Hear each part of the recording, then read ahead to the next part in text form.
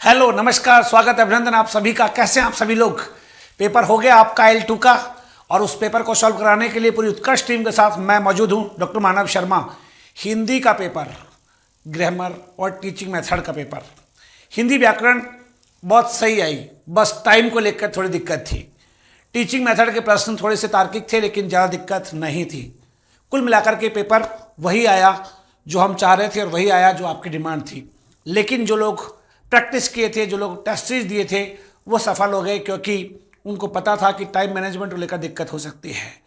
तो यहाँ पर क्या था पेपर, और आप सभी जानते हैं कि इस पेपर के द्वारा जिन लोगों का टाइम अच्छा था, जिन्होंने time management practice test series join करी थी, वो लोग जल्दी सफल होंगे।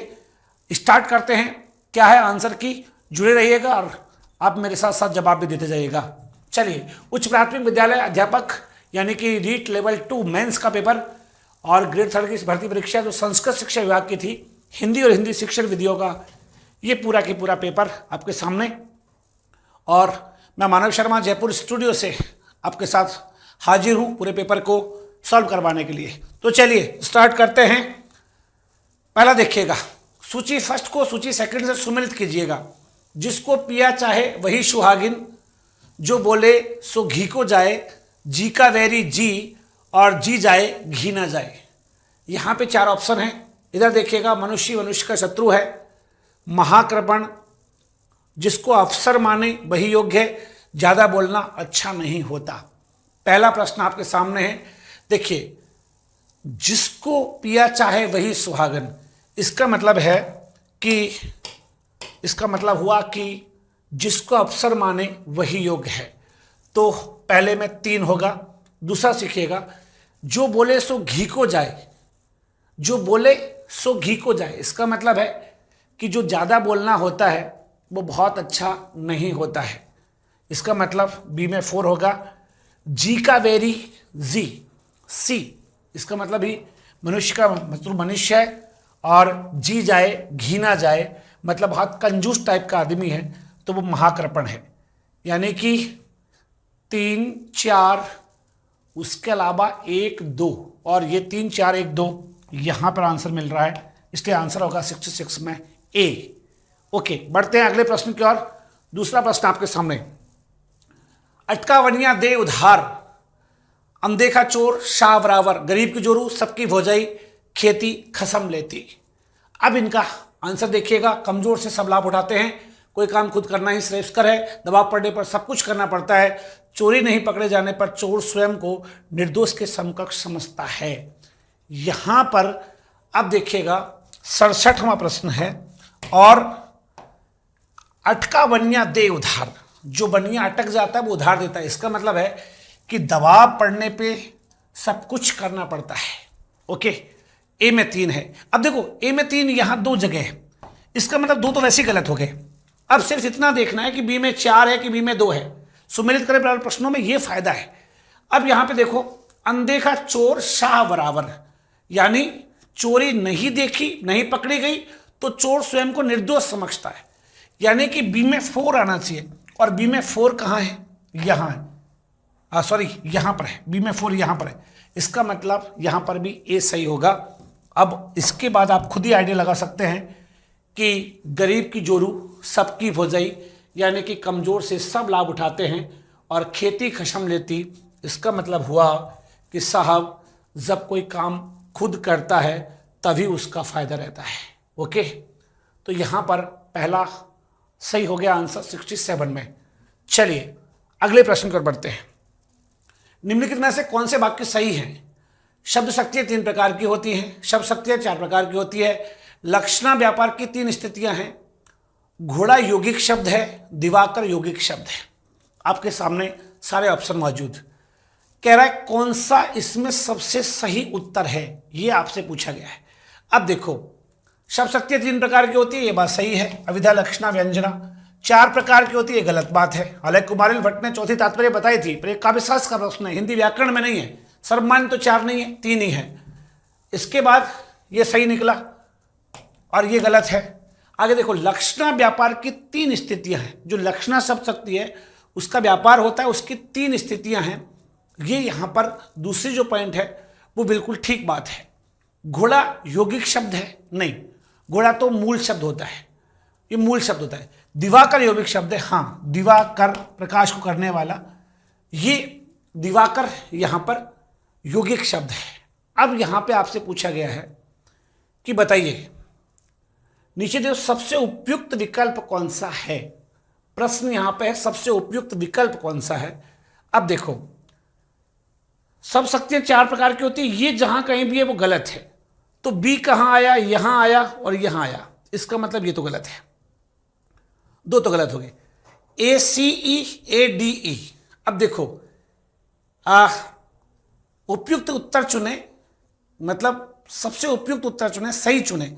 अब सही की बात करें तो लक्षण व्यापार की 3 स्थितियां होती हैं, ये ठीक है। दिवाकर यौगिक शब्द, ये ठीक है। इसका मतलब ये हुआ कि यहां पर आपका जो आंसर है वो ए सी ई और ई आना है। ए सी ई और ई के आधार पे आपका आंसर हो जाएगा कौन सा, बी। तो यहां पे 68 में आंसर हो गया साथियों बी। चलते हैं अगले प्रश्न की ओर। 69वां प्रश्न, लक्षणा शब्द शक्ति की परिभाषा का सही क्रम कौन सा है। लक्षणा शब्द शक्ति की उसका सही क्रम कौन सा है। ओके, मुख्य अर्थ के बाधित होने पर अन्य लक्ष्य अर्थित हो, मुख्य अर्थ से संबंध रखने वाला जिस क्रिया शक्ति से रूढ़ीय प्रयोजन के कारण। अब देखो 69वां प्रश्न आपको क्रम से जंबा रहा है।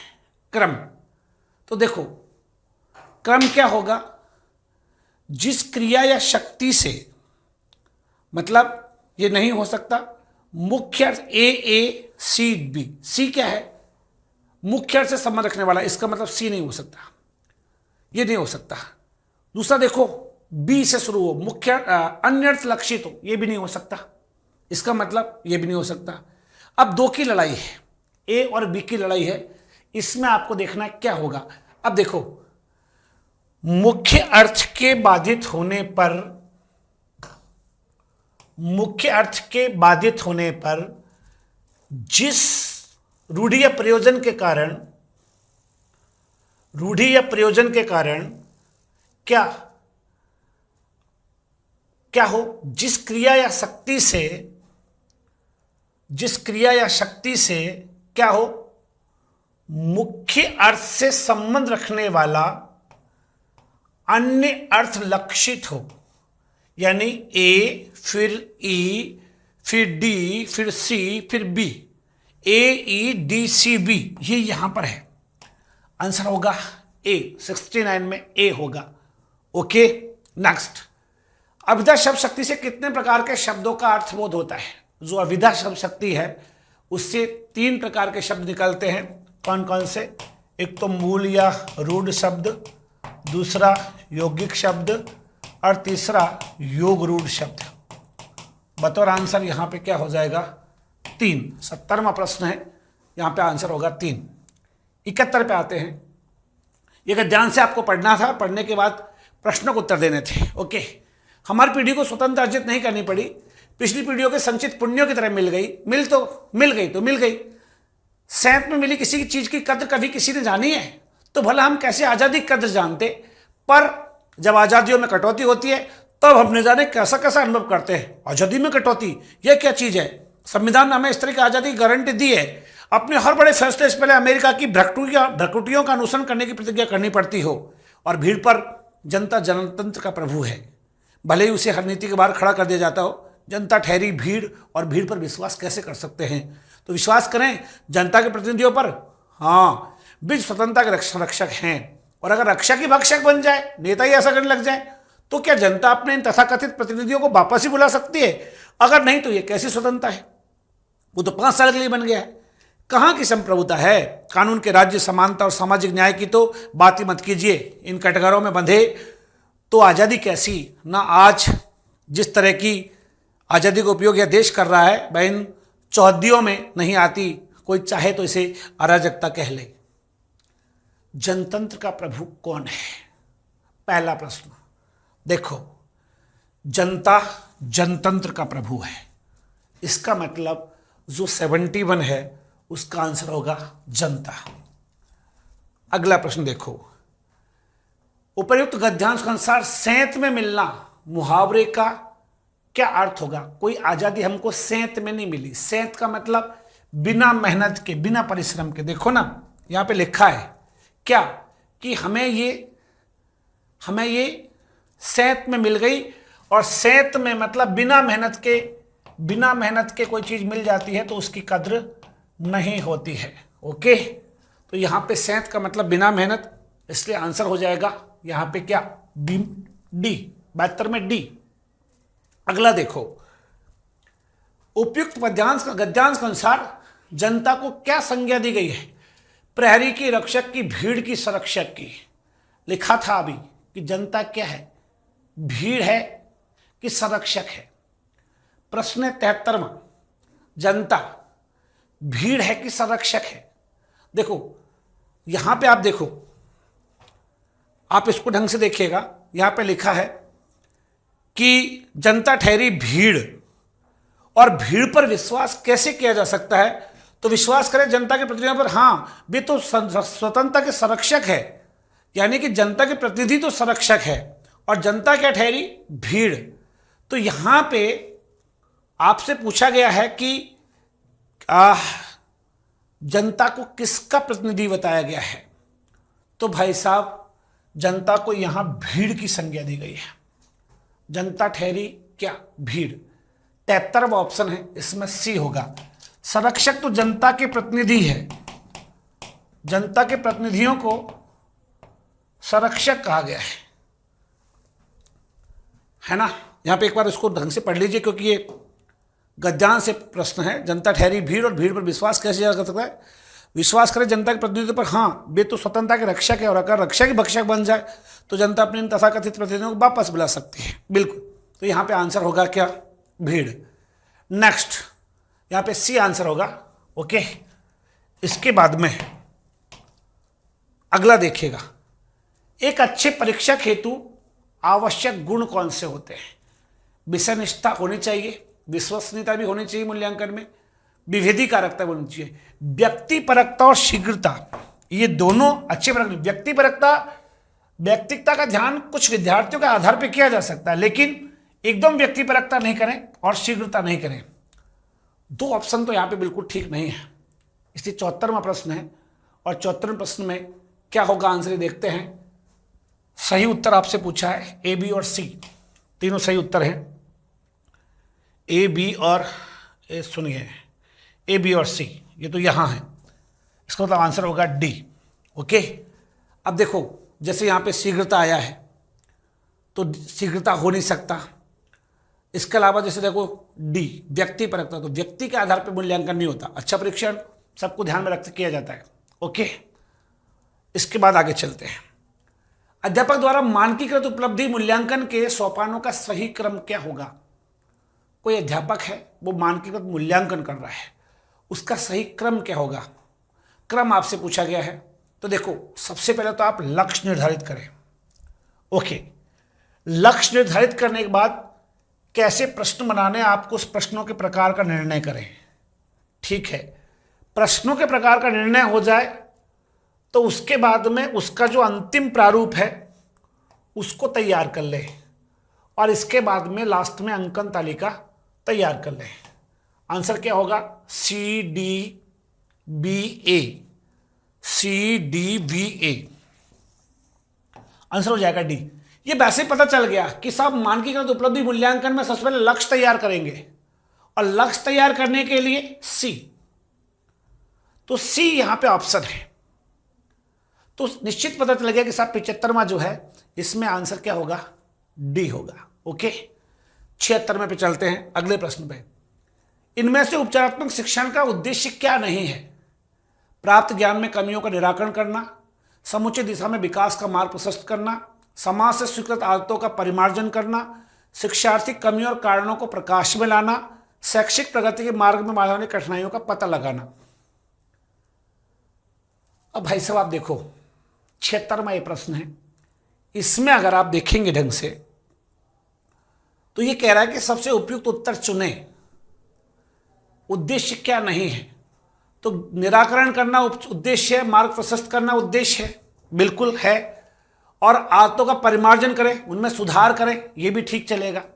लेकिन अगर आप इसके आगे जाएंगे तो कमियों को प्रकाश में लाना और कठिनाइयों का पता लगाना, ये दोनों उपचारात्मक शिक्षण नहीं है, ये तो नैदानिक परीक्षण है, ये तो नैदानिक परीक्षण के काम है। ऐसी स्थिति में यहां पे डी और ई को हटा दीजिए। उपयुक्त उत्तर क्या होगा आपसे ये पूछ रहे हैं, उद्देश्य नहीं है। डी और ई उद्देश्य नहीं है, डी और ई इसका बिल्कुल उद्देश्य नहीं है। क्षेत्र में सी होगा। अगला, सूचियों को देखिए, सूची फर्स्ट को सूची सेकंड से सुमेलित करना है आपको। सूचनात्मक, अवबोधात्मक, आलोचनात्मक और सृजनात्मक। ओके, अब आपसे प्रश्न कैसे करवाएंगे ये आपको देखना है। 77वां प्रश्न है और यहां पे आप देखिए कि क्या आंसर हो सकता है। सूचनात्मक, सूचना क्या होती है? ऐसा क्यों, ऐसा क्यों नहीं, ऐसा क्यों हुआ, ऐसा क्यों नहीं हुआ। एक बात तो ये लिखी हुई है। दूसरी बात, अवबोध, अवबोध का मतलब है उसका ज्ञान, और ज्ञान की बातें जब भी होगी तो आप समझेंगे कि यहां पे अवबोध में क्या ऑप्शन हो सकता है। मान लीजिए अपन इधर सूचना पे एक बार इधर जाते हैं,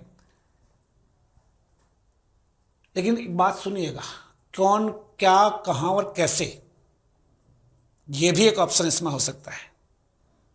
ओके, तो ऐसी स्थिति में ये प्रश्न थोड़ा सा टफ है। मुझे लगता है कि यहां पे जो होता है ना, WH वर्ड से जो प्रश्न पूछे जाते हैं वो सूचना में आते हैं। अगर ऐसा हो गया तो दो चीज हो गई, ये वाले तो ये गलत हो सकते हैं, लेकिन अभी भी मामला यहां पे फंसेगा। B first, B third. अवबोध का मतलब ज्ञान, ज्ञान की बातें, ज्ञान मतलब समझ तो क्यों और कैसे। यदि क्यों और कैसे यानी कि बी में बन आना चाहिए, या हाँ बी में बन आना चाहिए, या बी में थर्ड आना चाहिए। बताइए आप लोग, एक बार रिप्लाई करिए तेजी से, क्या हो सकता है। क्योंकि 77वां है ना, तो इसमें अगर बी में 1 कर दें अपन तो सी में 4 हो सकता है क्या? आलोचना, ऐसा क्यों, ऐसा क्यों नहीं, ठीक है। और डी में 3, यदि ऐसा करता तो क्या होता। ओके, तो यहां पे देखा जाए तो आंसर फिर ये होगा बी। तो यहां पे आंसर हो गया साथियों बी। ये प्रश्नों में क्या टाइम इतना लग रहा है तो निश्चित है कि कुछ छात्रियों को दिक्कत हो ही होगी, है ना। चलिए अगले प्रश्न की ओर चलते हैं। भाषा सीखने के प्रारंभिक साधनों में सम्मिलित नहीं है, इनमें से सबसे उपयुक्त विकल्प को आपको चुनना है। भाषा सीखने के लिए अभ्यास, जिज्ञासा, अनुकरण और अभ्यास, 3 चीजें होती है। अब यहां पे आपसे पूछा है कि क्या नहीं है, तो देखो जिज्ञासा या संपर्क, अनुकरण और अभ्यास 3 भाषा के क्रम है। इसको आप जिज्ञासा के रूप में कन्वर्ट कर सकते हैं, लेकिन अनुसंधान जो है ना वो प्रारंभिक साधनों में नहीं है, तो इसलिए यहां पर आंसर हो जाएगा क्या? डी। ओके, तो ये आंसर डी हो गया। श्रवण कौशल के प्रकारों के संबंध में असत्य कथन बताइए। श्रवण कौशल केवल सुनने में पारंगत होना नहीं है, अपितु अर्थ ग्रहण, उसके अनुरूप कार्य और प्रतिक्रिया का सम्मिलित रूप है। ओके, श्रुत सामग्री को ध्यानपूर्वक सुनकर उसके मुख्य तत्वों, विचारों आदि को ग्रहण करना अवधानात्मक श्रवण है। अगली बात सुनो, भाषा शिक्षण में रसात्मक श्रवण योग्यता के विकास के लिए बोध कथा सर्वोत्तम रहती है। और चौथा है, श्रवण प्रक्रिया के श्रवण के अपेक्षाओं के आधार पर 5 प्रकार है।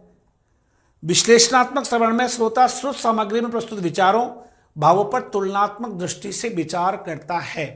अब यहां पे आप देखिएगा पूछा गया है असत्य कौन सा है। देखो, श्रवण कौशल सुनने में पारंगत होना नहीं है बल्कि उसका अर्थ ग्रहण करना है, ये बात बिल्कुल सही है, इसमें कोई दिक्कत नहीं। श्रुत सामग्री को सुनकर के उसके अवधानात्मक श्रवण के रूप में विचार और तत्व ग्रहण होते हैं, ये बात भी सही है। अब यहां पे इन 2 पे आप 2-3 पे गौर करना है। भाषा शिक्षण में रसात्मक श्रवण योग्यता विकास के लिए बोध कथा सर्वोत्तम साधन है। अब देखो, बोध कथाएं जितनी भी होंगी ना, उन सबको आप जो है ना कविता के माध्यम से रसात्मकता ला सकते हैं, बोध कथाओं के माध्यम से रोचकता लाई जाती है, तो ये गलत है। रसात्मकता के लिए आपको कविता का होना जरूरी था, तो ये गलत ऑप्शन हुआ एक तो। दूसरा सुनिए, श्रवण प्रक्रिया के श्रवण के अपेक्षाओं के आधार पर 5 प्रकार है। नहीं, ये ऑप्शन भी ठीक नहीं है। इसमें विश्लेषणात्मक श्रवण होता है, अपवादात्मक श्रवण होता है, अवधानात्मक श्रवण होता है, लेकिन 5 प्रकार है, ये बात नहीं जची। और विश्लेषणात्मक श्रवण में श्रोता श्रुत सामग्री में प्रस्तुत विचारों भावों पर तुलनात्मक दृष्टि से विचार करता है। नहीं, वो खुद उसको तोड़ता है, उस बात को खुद तोड़ता है, तो ये बात तो ठीक है, विचार करेगा, क्योंकि तोड़ेगा तो विचार भी करेगा। अब आपसे पूछा है असत्य कथन क्या है। जब श्रोता उसका तोड़फोड़ करके उस बात को समझ रहा है कि इसमें ये होता है या इसमें ये, उसका विश्लेषण करेगा एक चीज का, तो विश्लेषण दौरान उसके विचारों भावों को आएगा, तो ये भी ठीक है। 2 बातें गलत है, सी वाला और डी वाला। सी और डी ऑप्शन कहां पर है? सी और डी ऑप्शन यहां है, इसलिए आंसर होगा डी। 79 में डी। 80 में प्रश्न की ओर चलते हैं। वार्तालाप द्वारा भाषाई कौशल विकास हेतु शिक्षक द्वारा अपनाए जाने वाला सुधार का उचित क्रम होना चाहिए। कोई भी शिक्षक वार्तालाप के माध्यम से भाषा कौशल का विकास करना चाहता है, वो क्या करे ये आपको बताना है। 80वां प्रश्न है, देखो क्या करे वो। सबसे पहले तो वो शैली में सुधार करे, नहीं, भाषा तथा व्याकरण संबंध शुद्धि करे। पहले तो उसका उच्चारण सही करवाए वो, सबसे पहली बात, नंबर 1 तो ये करे। इसके बाद में वार्ता अथवा कथा का तारतम्य करे, स्पष्ट बातों को स्पष्ट, हाँ, स्पष्ट बातों को स्पष्ट बुलवाए, दूसरा काम ये करे।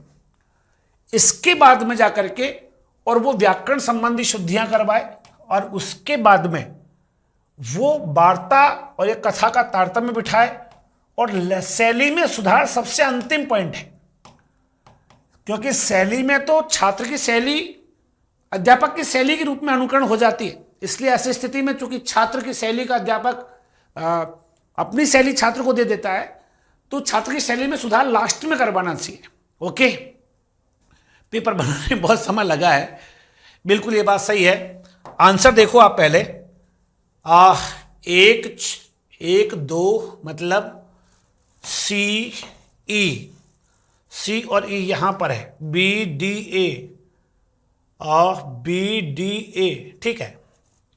ओके, आंसर हो जाएगा क्या? बी। 80वां प्रश्न है, आंसर होगा बी। नेक्स्ट, हिंदी गद्य शिक्षण का विशिष्ट उद्देश्य नहीं है त्वरित गति से मौन पठन की योग्यता विकसित करना, भाषिक शब्द तत्वों का ज्ञान, विषय सामग्री का बोध, विचार विश्लेषण या अर्थ ग्रहण। अब देखिए, गद्य शिक्षण का विशिष्ट उद्देश्य नहीं है। गद्य शिक्षण में मौन पठन ही हो, उसकी योग्यता त्वरित विकास हो, यह जरूरी नहीं है।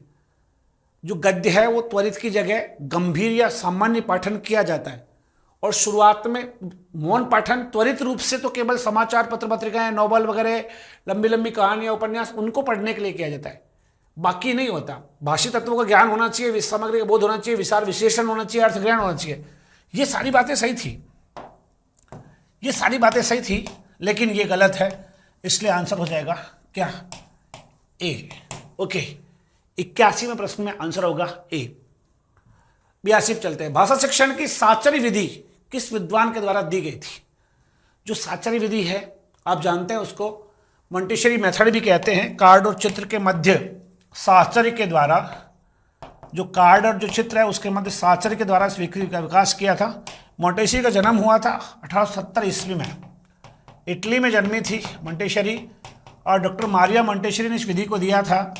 आपको पता है 3 से 6 वर्ष के बालकों के लिए विशेष रूप से अपनाई गई थी, विबंधित बालकों के लिए, खासकर खेल खेल में शिक्षण के लिए विधि थी। आंसर हो जाएगा यहाँ पर बी। ओके, 82 में आंसर होगा बी। नेक्स्ट, भाषा शिक्षण हेतु प्रयुक्त पाठ्य पुस्तकों के गुणों में सम्मिलित नहीं है, सबसे उपयुक्त विकल्प चुने। स्तर के अनुकूल होनी चाहिए, बिल्कुल होनी चाहिए। सउद्देश्य होनी चाहिए, उनका उद्देश्य होना चाहिए पाठ्य पुस्तक का, ये बात भी सही है। रोचकता होनी चाहिए, हाँ। अनाकर्षक शास्त्र नहीं, आकर्षक होनी चाहिए। आजकल आप देखते हैं ना, आरोवितान, अंतराल, जो किताबें बनाई जाती है उनका शीर्षक भी आकर्षक होता है, और उसके ऊपर ड्राइंग, चित्र वगैरह सृजनात्मक होते हैं।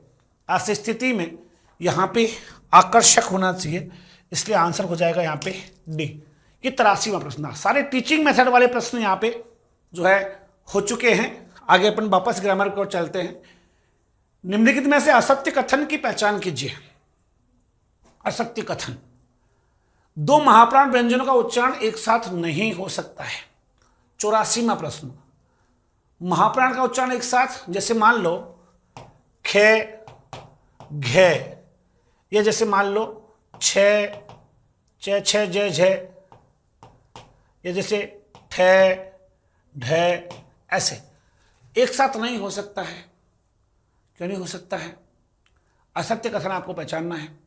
अनुस्वार तीव्र और अनुनासिक धीमी ध्वनि है।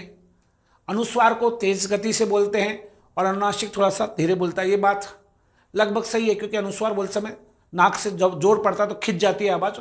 अनुनासिक में मुंह खुल जाता है, तो चंद्रबिंदी को बोलते समय मुंह खुल जाता है, धीमी हो जाती है। अनुस्वार में नाक से बोलता है, इसलिए तेज बोलता है।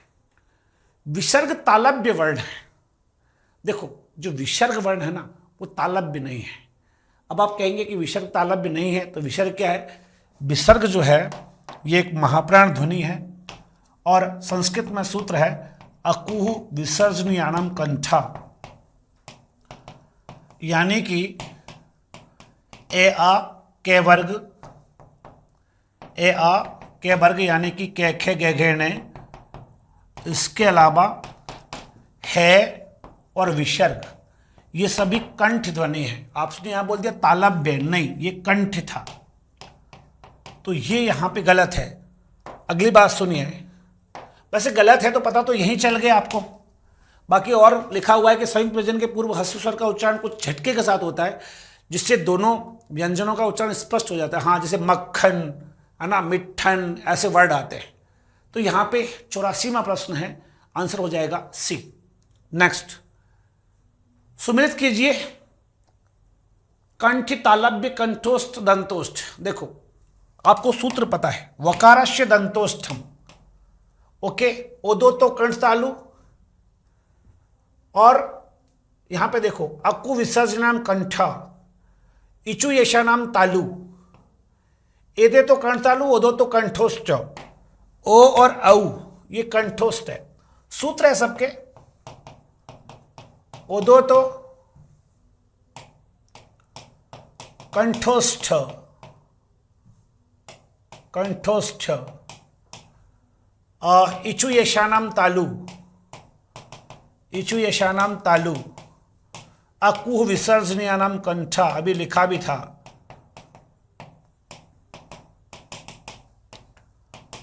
और वकारस्य दंतोष्ठम।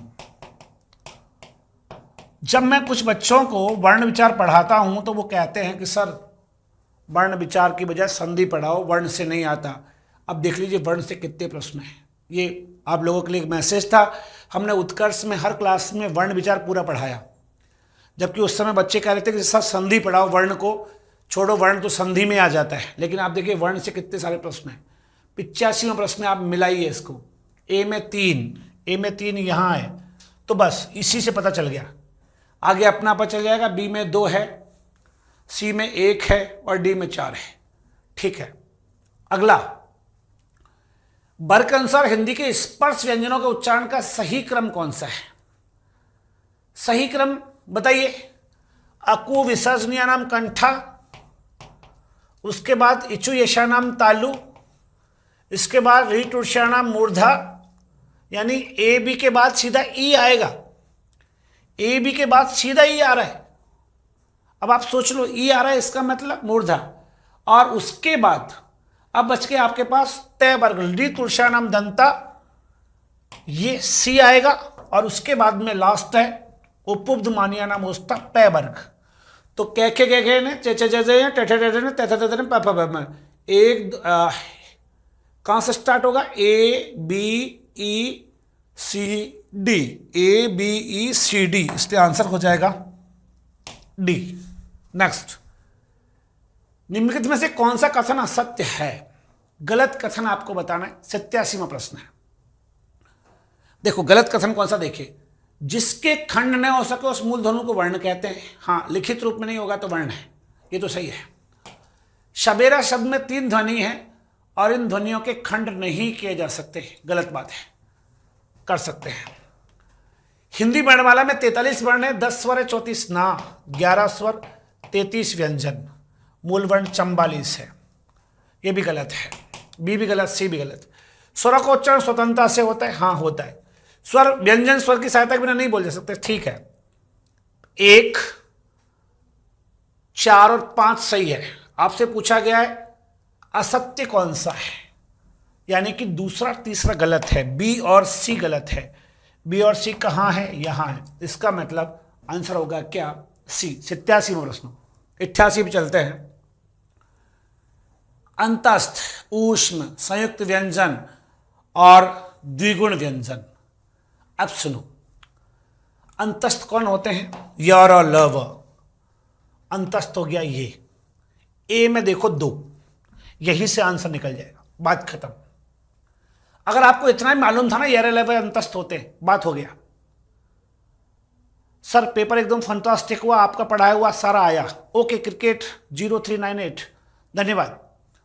अब सुनो, विश्वास आपने रखा है तो निश्चित रूप से उत्कर्ष और मानव शर्मा आपका काम करने वाले थे।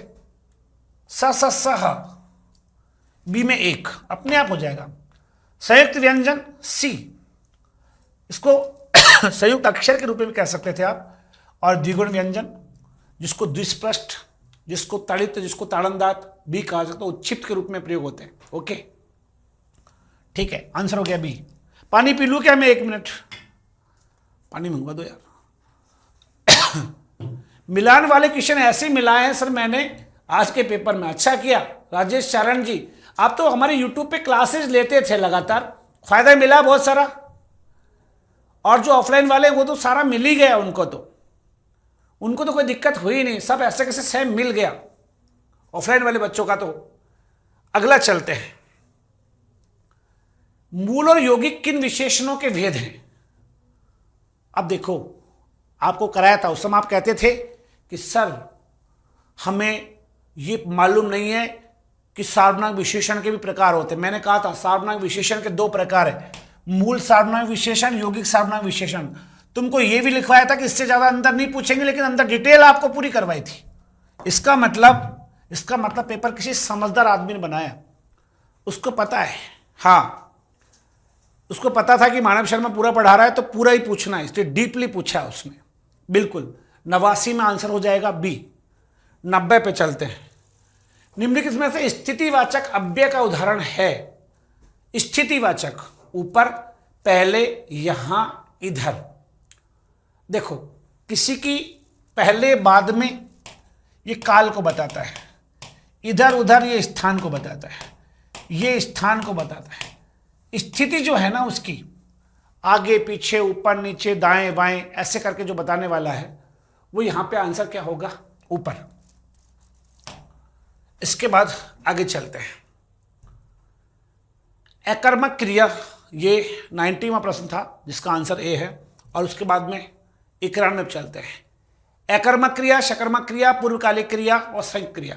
अब देखो, मैंने आपको ये क्रियाएं पढ़ाई थी। उस समय मैंने आपसे कहा था कि इन क्रियाओं की ट्रिक भाई आपको याद रखना है, कुछ भी दिक्कत आपको होगी नहीं। लेकिन क्या आप में से कुछ लोग उस समय ढंग से पढ़ नहीं रहे थे। अब जैसे वो सिर खुजला रहा है, अकर्मक क्रिया। ओके, शकर्मक क्रिया,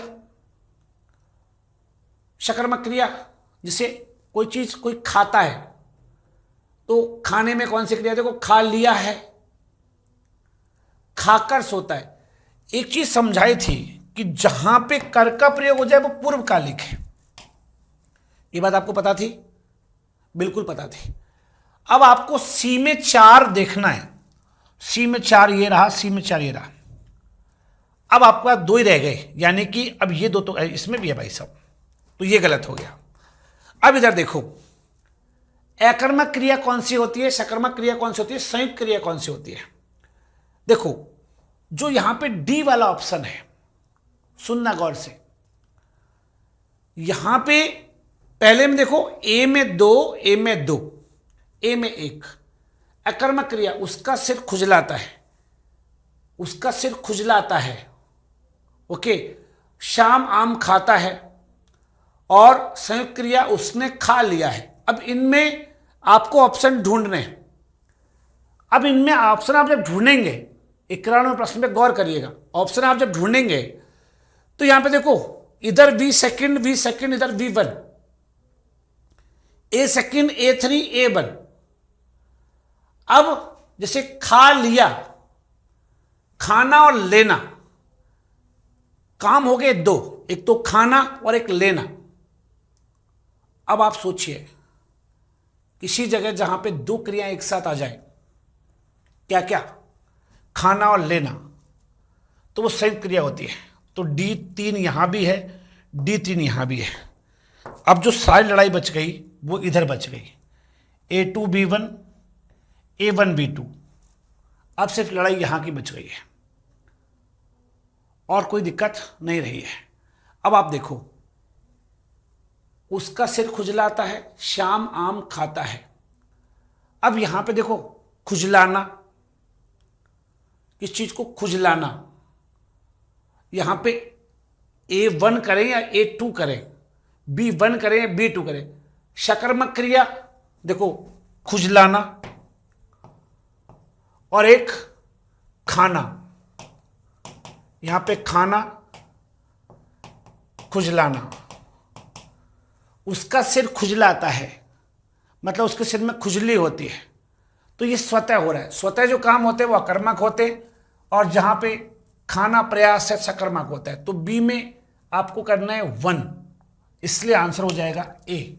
तो 91वें प्रश्न में आंसर हो गया ए। ओके, अगला प्रश्न देखिएगा।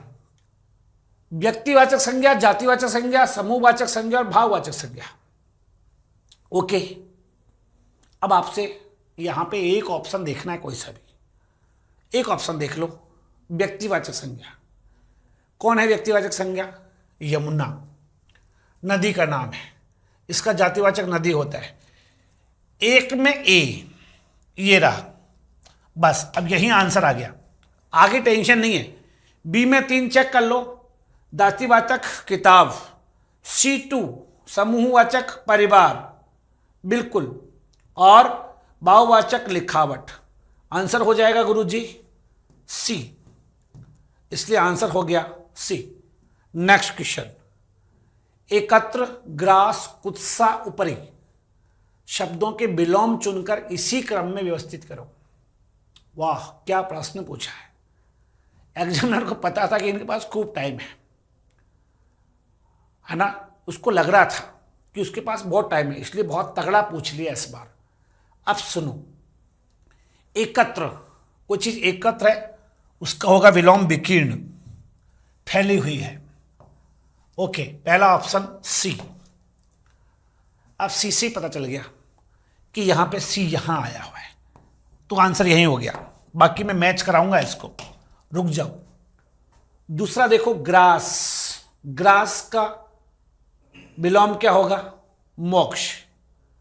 कुत्सा, प्रशंसा, ऊपरी, निम्न, ऊपरी का निम्न, इसका ये कुत्सा, प्रशंसा, और ग्रास, मोक्ष, ग्रास और मोक्ष। ओके, आंसर हो गया सी। डन। अगले प्रश्न में चलते हैं। इनमें से अज के अर्थ को द्योतित कौन कौन करता है? अज का प्रयोग किस किस के लिए किया जाता है, ये पूछा है। 94वां प्रश्न है, अज का प्रयोग किसके लिए होता है? ओके, ठीक है गुरुजी। सर्प नहीं, सूर्य नहीं, बकरा हाँ, बकरा बकरी के लिए होता है। आग के लिए होता है, नहीं, आग के लिए तो अग्नि होता है, इसके लिए नहीं होता, अग्नि के लिए अज नहीं होता। दशरथ के पिता महाराज अज थे। क्या करें, आंसर में कैसे देखें? यहां पे सी और ई दो विकल्प होने चाहिए। सी और ई कहां पर है? यस, सी और ई यहां पर है सर। आंसर क्या हो जाएगा? बी। देखो, ये जितने भी प्रश्न आप कर रहे हो ना, ये सब वो प्रश्न है जो आपको यूं ही इजीली वे में सॉल्व हो जाएंगे, और इन प्रश्नों को हल करने के लिए आपको कोई बहुत मेहनत नहीं करनी, बहुत टेंशन नहीं करनी, ये सब आसान वे में आपसे हल हो रहे हैं। अगले प्रश्न पे चलते हैं। सूची फर्स्ट को सूची सेकंड से सुमेलित कर दो। ओके, भय क्या होता है, त्रास क्या होता है, वेदना क्या होती है, व्यथा क्या होती है? आपसे पूछा, इनके अर्थ बता दो। 95वां प्रश्न है। अब देखो, भय का मतलब है नॉर्मल डर, तो साहब ए में 2 यहां पर है, बस लो, इतना बड़ा प्रश्न था, एक ही लाइन में खत्म हो गया, एक ही में खत्म हो गया। अब देख लो, त्रास का मतलब भयंकर डर होता है, यस सर। वेदना जो है वो शारीरिक कष्ट है और व्यथा है वो मानसिक कष्ट है। इसका मतलब नहीं, इसमें एक मिनट सुनिएगा, डी में 3 है, ओके, बी में 4 है, ठीक है। तो यहां पे सारे ऑप्शन मिल गए, बिल्कुल टैली कर लिया करो जरूर कि क्या पता गड़बड़ नहीं होता, क्योंकि ए सेकंड यहां मान लो यहां भी कहीं सेकंड वैकेंड लगा होता तो भी दिक्कत होता। ओके, अगला 95 में भी कर लिया आपने, आगे लगाते जाओ। नि उपसर्ग निर्मित शब्द क्या बनेगा? निडर, निस्तेज, निराकार, निवास, निश्चय। अब आपसे देखा है कि नि उपसर्ग। अब देखो 96 प्रश्न है, यहां पे नि प्लस डर, ये निश प्लस तेज है, इसको आप नि ही लिख सकते थे। ये नि प्लस बास है और ये नि प्लस आकार है, इसको आप निर लिख सकते थे, निर। और यहाँ पे निही प्लस चय है, इसको आप निश लिख सकते थे। तो देखो भाई साहब, यहाँ पे निश, यहाँ पे निश और यहाँ पे निर, ये तो हो नहीं सकते। अब 2 ही लोग बच गए आपके पास, एक तो निडर और एक निवास। ये आपको दोनों में लिखा है। आंसर क्या होना चाहिए यहाँ पे? 96वां प्रश्न है, ए और डी, इसका मतलब आंसर होगा बी। ओके, अगला प्रश्न, इनमें से असत्य कथन की आपको जांच करनी है। ओके, पुल्लिंग संज्ञा के आकारांत को एकारांत कर देने से बहुवचन बनता है। असत्य कथन बताना आपको, ये तो सही है। कोई भी संज्ञा है उसका एकारांत को आप जो है आ को ए कर दो, जैसे लड़का, लड़के, कपड़ा, कपड़े बन गया। बिल्कुल सर, ये तो सही था। प्रत्येक और हरेक का प्रयोग सदा बहुवचन में होता है, नो, ये गलत बात है। प्रत्येक और हरेक का जो प्रयोग है वो किसमें होगा? एक वचन में होता है, सदा बहुवचन नहीं लिख सकते आप। तो यहां पे 97वें प्रश्न में एक तो ये बी गलत है। भाववाचक और गुणवाचक संज्ञाओं का प्रयोग एक वचन में होता है, लेकिन जहां संख्या प्रकार का बोध हो वहां गुणवाचक भाववाचक संज्ञाएं बहुवचन में प्रयुक्त हो सकती है। जहां संख्या या प्रकार का बोध हो वहां गुणवाचक भाववाचक संज्ञाएं बहुवचन में भी प्रयुक्त हो सकती है। ये बात मैचेबल नहीं है ना। गुणवाचक या भाववाचक संज्ञाएं बहुवचन में प्रयुक्त हो सकती है, ये नहीं हो सकता, क्योंकि भाववाचक संज्ञा हमेशा एक वचन होगी, ये बहुवचन नहीं हो सकती। ये बात गलत है। बी भी गलत था, सी भी गलत है। प्राण, आंसू, होठ इत्यादि शब्दों का प्रयोग हिंदी में बहुवचन में होता है, हाँ बिल्कुल होता है। आंसू का होता है, प्राण का होता है, होठ को तो होठो बोलते हैं ना, होठ का तो नहीं होता, होठ का नहीं होता। इसलिए यहां पे ये जो आपका है ना डी, ये भी गलत है, होठ का नहीं होता। द्रव्यवाचक संज्ञाओं का सदा बहुवचन में प्रयोग होता है, हाँ। जो भी धातु और द्रव्य के रूप में होता है ना, खाने पीने की जो वस्तु है वो सब बहुवचन के रूप में इस्तेमाल होती है। तो बी और ई कौन से में है? बी और ई सबसे उपयुक्त आपको चुनाव करना था। असत्य कथन, असत्य कथन की बात चल रही है, असत्य कथन की बात चल रही है, इसको गौर से सुनो। असत्य कथन की बात चल रही है, अपन दोबारा से इसको क्रॉस टैली करते हैं। असत्य ये तो है नहीं, बी था, ई था। द्रव्यवाचक को बहुवचन में प्रयोग, जैसे प्राण, होश, होठ, ओठ शब्द का प्रयोग होठ के रूप में बहुवचन होगा। अगर लिखेंगे ना आप तो होठों का प्रयोग होगा। तो यार ये आंसर इसमें ये भी सही लगेगा। भाववाचक संज्ञा बहुवचन में केवल संख्यावाचक के रूप में इस्तेमाल हो सकती है। वैसे भाववाचक तो हमेशा एक वचन होती है, हमेशा एक वचन होती है।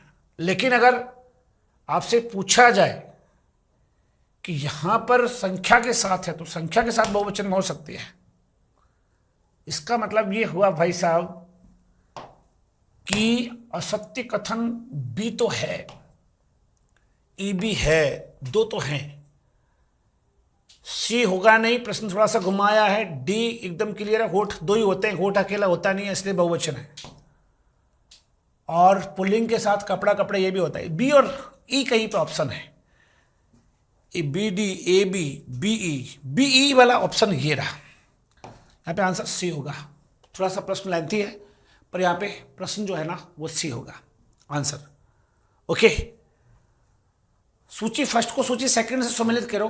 तत्सम तद्भव देशज विदेशी, तत्सम शब्द ढूंढो, अगर एक ऑप्शन मिल जाएगा तो शेष अपने आप मिल जाएंगे। अब आप देखो, तत्सम बोलते हैं वत्स को, तो ए में हो गया 2, ए में हो गया 2, ए में हो गया 2, सी भी ऑप्शन में है और डी भी ऑप्शन में है। 98 का प्रश्न है, सी के आधार पे और डी के आधार पे आगे बढ़ेंगे। आगे देखो, तद्भव, तद्भव हरिद्रा का हल्दी होता है, इसका तत्सम हरिद्रा था, तो बी में हो गया 3 बस। सी में फिर अपने आप पे देखो, देशज ताजा और विदेशी चषक, जो विदेशी शब्द है उसके साथ चषक, तो इसका मतलब विदेशी ताजा या चषक, चषक गांव में बोलते हैं कि उसके चषक पड़ रही है, तो यहाँ पे देशज विदेशी की परिभाषा देशी शब्दों के साथ सी में आपको फिर से 1 लिखना पड़ेगा, तो फिर डी में डी हो जाएगा, डी में 4 हो जाएगा, डी में 4 यहाँ है, सिंबल यहाँ है, आंसर क्या होगा सी। इसमें थोड़ा सा मिल रहा है, ये दोनों चीज मिल रही है, पर इस पे जाके आंसर अटक जाएगा, इस पे जाके आंसर अटक जाएगा, इसलिए यहाँ पे सी होगा। ये 98वां प्रश्न है, इसमें सी आंसर है। 99 पे चलते हैं। गम प्रत्यय से निर्मित शब्द नहीं है, तुरंगम, संगम, समागम, समाधिगम, गम प्रत्यय लगाया गया है। अब देखो, तुरंगम संगम यहां तक चल रहा है, समागम में सम प्लस आगम है, तो यहां पे ये शब्द के रूप में, प्रत्यय के रूप में नहीं है, इसलिए जो 99 में होगा इसमें भी क्या आंसर हो जाएगा सी। ओके, नेक्स्ट, निम्नलिखित में से कौन सा शब्द तत्सम है? नौ, घोड़ा, मोर, मध्य। नौ को तत्सम के रूप में नव लिखा जाता है, घोड़ा को जो है तद्भव रूप में इस्तेमाल किया जाता है ना, और मोर, मयूर ये भी नहीं हो सकता, मध्य होगा यहाँ पे आंसर, मध्य मतलब बीच में, मध्य यहाँ पे तत्सम है। नेक्स्ट, निम्नलिखित शब्दों में दीर्घ गुण वृद्धि यण अयादि संधि के उदाहरण छांटो। अरे वाह, इतना बढ़िया उदाहरण है, बताओ। कपि प्लस ईश, कपीश, पहला ही पहला हो गया दीर्घ। इसके बाद में रमा प्लस ईश, रमेश, ये हो गया गुण। इसके बाद में मत प्लस एक्के, ये हो गया मतैक्य, ये हो गया वृद्धि। इसके बाद में नी प्लस ऊन, न्यून, ये हो गया यण। और उसके बाद में 9 प्लस 1 नाविक, ये हो गया अयादि। 2 1 3 5 4, 2 1 3 2 1 3 5 4, आंसर होगा यहां पर ए, आंसर होगा ए। पता है ना आपको, ये वो तो लिख ही रहा है ऊपर। क्या रोकेंगे प्रलय मेघ, ये क्या विद्युत घन के नर्तन, मुझे न साथी रोक सकेंगे सागर के गर्जन तर्जन। मैं विराम पथिक अलबेला, रुके न मेरे कभी चरण, सूलों के बदले फूलों का किया न मैंने मित्र चयन। मैं विपदाओं में मुस्काता नवाशा के दीप लिए, फिर मुझको क्या रोक सकेंगे जीवन के उत्थान पतन। मैं अटका कब कब विचलित मैं, सतत डगर मेरी संबल, रोक सकी पगले कब मुझको यह युग की प्राचीर निबल। आंधी हो ओले वर्षा हो राह सुपरिचित है मेरी, फिर मुझको क्या डरा सकेंगे ये जग के खंडन मंडन, मुझे डरा पाए कब अंधड़ ज्वालामुखियों के कंपन, मुझे पथिक कब रोक सके हैं अग्नि शिखाओं के नर्तन, मैं बढ़ता अविराम निरंतर तन मन में उन्माद लिए, फिर मुझको क्या डरा सकेंगे ये बादल विद्युत नर्तन। क्या पंक्तियां हैं, अद्भुत।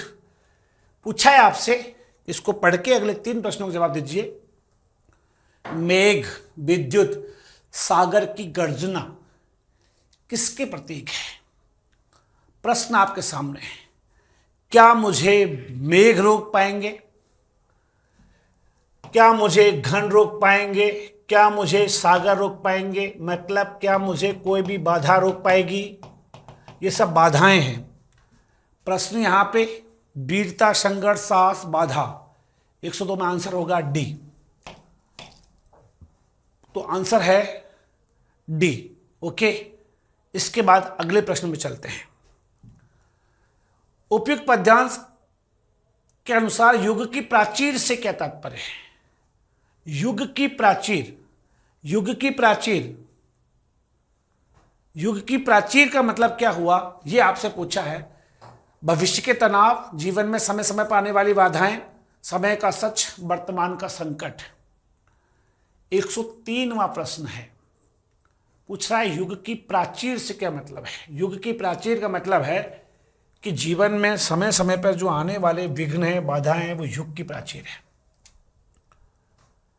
उपयुक्त पद्यांश के अनुसार निम्नलिखित में से कौन सा तद्भव शब्द है? नभ, नव, मुस्काता, विद्युत, मेघ। देखो, नभ तो हो नहीं सकता। ओके, नभ, विद्युत, मेघ ये सब तद्भव में आते हैं। मुस्काता ये जो है 104 में आंसर होगा बी। अंतस्थ, अपादान, अधिकरण, परसर्ग क्या होते हैं आपसे पूछा है। ओके, अब देखो 105वां क्वेश्चन पूछ रहा है कि क्या होते हैं, इनको मिला दो। अंतस्थ कौन होते हैं? अंतस्थ जो ने, से, काल, ये आदि संबंध सूचक शब्दों को जोड़ते हैं। अपादान क्या होते हैं? जिसमें अलगाव का भाव हो। अब आप सब जानते हो अलगाव, अलग होने का मतलब अपादान, तो अलग होने का अलगाव, अलग, अलगाव मतलब अलग होना। ये ऑप्शन देखो, अपादान 4, बी में 4 यहां है, यहां है, लेकिन ए में 3 यहां आ गया है, लेकिन ए में 2 भी है, और आपको बताया ए में 2 है, तो 3 नहीं हो सकता। ओके, आगे सुनो। अधिकरण में पर का प्रयोग। अब देखो, अब देखो आप, में पेपर, सी में बन। अब गुरुजी कोई डाउट नहीं रहा, डी में अपने आप 3 हो जाएगा, इसलिए आंसर क्या होगा यहां पे 105 में डी। नेक्स्ट चलते हैं। सूची 1 को सूची 2 से सम्मिलित कीजिए। पारिभाषिक शब्द है और पारिभाषिक शब्दों के आपको आंसर बताना है। ओके, देखिए, एब्रोगेट किसे बोलते हैं? एब्रोगेट का मतलब क्या होता है? एब्रोगेट का मतलब होता है निराकरण करना। तो यहां पे आंसर क्या होगा साहब? निराकरण या पद त्याग? बताओ, 106वां प्रश्न है।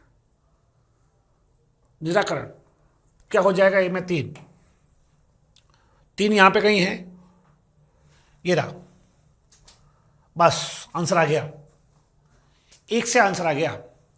बी में 4 देखना, एसिडी मान लेना, ठीक है। एरोड्रम मतलब क्या कहलाएगा? एरोड्रम हवाई अड्डा, और एब्डिकेयर मतलब पद त्याग, ठीक है। आंसर बी होगा यहां पर। नेक्स्ट, मैं इसको जमाऊं या आप समझ गए? आप कहें तो मैं जमा दूं इसको। भाई डी में 2 है, और एयरड्रोम हवाई अड्डा है, और एसिडी मतलब मान लेना है। ओके, नेक्स्ट,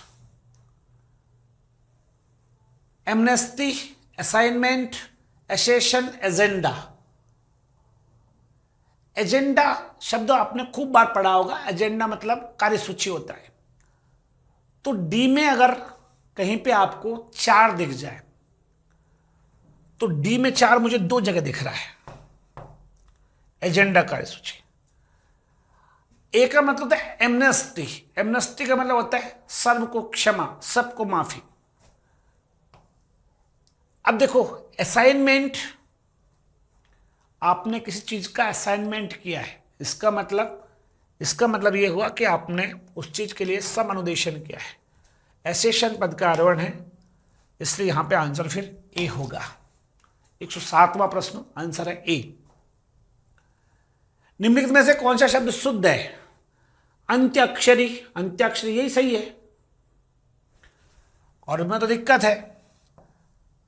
प्रदर्शनी होता है, गृहिणी होता है, अनुग्रहीत होता है। अंत्याक्षरी तो बिल्कुल सही है। अंत्य प्लस अक्षरी मिलके बना अंत्याक्षरी। 108वां प्रश्न, ए हो जाएगा। नेक्स्ट, निम्नलिखित में से कौन से शब्द अशुद्ध है? उज्ज्वल, वैदेशिक और कवियत्री और ज्योत्सना। देखो, उज्ज्वल में डबल जे आता है, आधा आधा, उज्ज्वल, पता है ना आपको। तो यहां पे ये उज्ज्वल डबल जे होता है, तो ये सी गलत है, ये सबको पता है। इसका मतलब जहां सी आएगा वह आंसर निकल के आ जाएगा। अब देखो, सी के आधार पे ए जोड़ा हुआ है ओनली। ए कौन? सन्यासी। सन्यासी ऐसे लिखा जाता है, या तो यूं लिख दो, या इसकी जगह यूं भी लिखा जा सकता है, सन्यासी, डबल ने करके। ये कल भी आया था, आज भी आ गया है, तो ये गलत, ये गलत। ए और सी आंसर हो जाएगा क्या? सी। 109वां प्रश्न, सी। अगला देखिए, निम्नलिखित में से कौन से वाक्य अशुद्ध है? सारे देश भर में रोष प्रकट किया गया है। अब आप बताओ, सारे देश भर में रोष प्रकट किया गया है। आपने मुस्कुरा दिया। तुम केवल सोने के लिए आए हो, यहां शत्रु से खतरा है। आदमी को ऐसा विचार नहीं करना चाहिए। कौन सा वाक्य अशुद्ध है? अब अशुद्धि की अगर बात करें, 110वां प्रश्न है, सारे देश भर में, सारा भी लगा दिया और भर भी लगा दिया, तो दिक्कत यहां तो है। अब यहां पे तुम केवल सोने के लिए आए हो, आपने मुस्कुरा दिया, इसकी जगह होता आप मुस्कुरा दिए, तो ये भी गलत है, ये भी गलत हो गया, ये भी गलत हो गया। ए और बी। अब बात अगली है, तुम केवल सोने के लिए आए हो, यहां शत्रु से खतरा है। तो शत्रु से तो खतरा हमेशा ही होता है भाई, शत्रु से तो खतरा हमेशा ही होता है। यहां खतरा है, ये ज्यादा ठीक था। इसकी वजह अगर आप ऐसे बोले कि यहां शत्रु से खतरा है, तो भाई शत्रु से खतरा तो होता ही है, लेकिन यहां पे एक बात और है, आदमी को ऐसा विचार नहीं करना चाहिए। ये तो ठीक था, आदमी को ऐसा विचार नहीं करना चाहिए। यहां शत्रु से खतरा है, खतरा शत्रु से ही होता है, इसे यहां खतरा है, ये आंसर होना चाहिए इस पे। ये भी गलत हुआ। इसका मतलब यहां पे लगता है कि ए, बी और डी, आंसर ये होना चाहिए, ए, बी और डी। आदमी को ऐसा विचार नहीं करना चाहिए, और तुम केवल सोने के लिए आए हो, ये दोनों तो ठीक है। ओके, यहां पे आंसर होगा क्या? सी। नेक्स्ट, इनमें से कौन सा वाक्य अशुद्ध है? इनमें से कौन सा वाक्य शुद्ध है? इस पेड़ की ऊंचाई कितनी है? वह हमारे मुख्य अतिथि साधु को भिक्षा दो, पुस्तकों के एक सूची पत्र दे दे, वस्तुओं की कीमतें बढ़ रही है। 111वां प्रश्न। अब देखो, इस पेड़ की ऊंचाई कितनी है? ऊंचाई, ऊंचा लंबा कद होता है, ठीक है। तो ये शुद्ध वाक्य पूछा है यहां पे। तो इस पेड़ की ऊंचाई कितनी है, इसमें तो कोई दिक्कत नहीं है, उसके कद को पूछा जा रहा है। वे हमारे मुख्य अतिथि थे, हमारे मुख्य अतिथि थे, ठीक है। पुस्तकों का एक सूची पत्र दे दीजिए होता है, ये गलत है। साधु को भिक्षा दो, साधु को तो वृत्ति दी जाती है। यहां पे आंसर ए और बी और उसके साथ ई। इसका मतलब आपसे पूछा गया शुद्ध बताओ, तो इसको वृत्ति मिलनी चाहिए थी। सूची पत्र, पुस्तकों का एक सूची पत्र, तो पुस्तकों का सूची पत्र होता ही है, सूची पत्र का पुस्तकों के साथ है, ओके। दे दीजिए होना था, तो ये भी गलत हुआ। इस स्थिति में आंसर होगा ए, बी और ई। ए, बी और ई। ए, बी और ई कहां पर है? सी। तो 111वां जो है इसमें से होगा। सूची भी गलत लिखा हुआ है। हाँ देखो, इसमें सूची पत्र तो ठीक है, सूची में क्या दिक्कत है? सूची में क्या दिक्कत लगी आपको?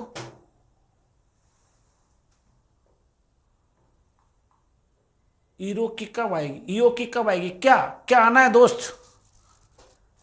किसकी पूछ रहे हैं आप? ईओ की? कौन सी ईओ की है जी? बताइए क्या पूछ रहे हैं? बिल्कुल 111 में सी है आंसर। अगले प्रश्न पर बढ़ते हैं। विधिवाचक वाक्य से रूपांतरित निम्नलिखित निषेधवाचक वाक्य का सही क्रम क्या है? निषेधवाचक वाक्य है, इसका सही क्रम बताना है आपको, ओके। क्रम बताओ। कौन अपने देश के लिए भारतीय अपनी जान न देगा? सही क्या होना चाहिए? कौन भारतीय अपने देश के लिए अपनी जान न देगा, बाकी ये बनना चाहिए।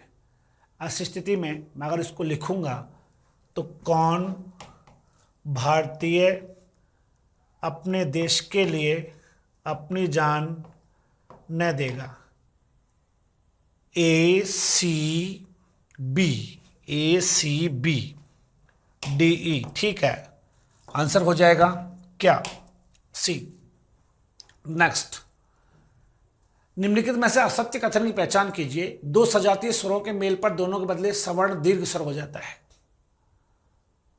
दोनों के बदले सवर्ण दीर्घ स्वर हो जाता है। दो सजातीय स्वरों के मेल पर दोनों के बदले सवर्ण दीर्घ स्वर हो जाता है। 113वां प्रश्न है। जैसे ए मिलके आ हो जाता है, ए के साथ ई आने पर दोनों मिलके ए हो जाते हैं, ये विकार वृद्धि कहलाता है, ये विकार गुण कहलाता है, गुण। और ए ओ औ गुण संधि का उदाहरण नहीं, ये वृद्धि संधि का उदाहरण है। ये वृद्धि है, ये गलत है, ओके। किसी वर्ण के प्रथम अक्षर से परे कोई अनुनासिक वर्ण हो तो प्रथम वर्ण के बदले उसी वर्ग का अनुनासिक वर्ण, हाँ ये सही है। 6 के पूर्व स्वर हो तो 6 के बदले च होता है, हाँ ठीक है। 6 के बदले च होता है, वो च में कन्वर्ट करते हैं उसको। पूर्व स्वर हो तो स्वर के बाद 6 आए तो च होता है, ठीक है। प्रश्न क्या पूछ रहा है? असत्य कथन बता दो। बी गलत था, सी गलत था। बी और सी गलत थे, इसका मतलब डी आंसर हो गया। नीचे देखिए, कर्म तत्पुरुष, करण तत्पुरुष, संप्रदान तत्पुरुष, अपदान तत्पुरुष, अधिकरण तत्पुरुष के उदाहरणों को इसी क्रम में उसके, ओके ठीक है। बताओ, इनका उदाहरण आपको बताना है कि कैसे कैसे कारक चिन्ह के साथ मैच करेंगे, ओके। तो देखो, कर्म तत्पुरुष, कर्म तत्पुरुष पहला ऑप्शन। कर्म कौन से में है?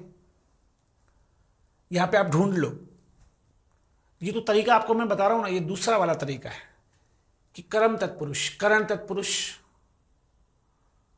संप्रदान, अपादान। बताओ क्या होगा आंसर? एक का ढूंढ लो आपको। जैसे विद्यालय होता है, विद्या के लिए आलय मान लो, और विद्या के लिए आलय है तो ये संप्रदान होता है। एक मिनट सुन जाना, संप्रदान। तो संप्रदान कौन सा नंबर पर है? 1 2 3, 3 नंबर पे सी होना चाहिए। 3 नंबर पे सी, ये रहा गुरु जी।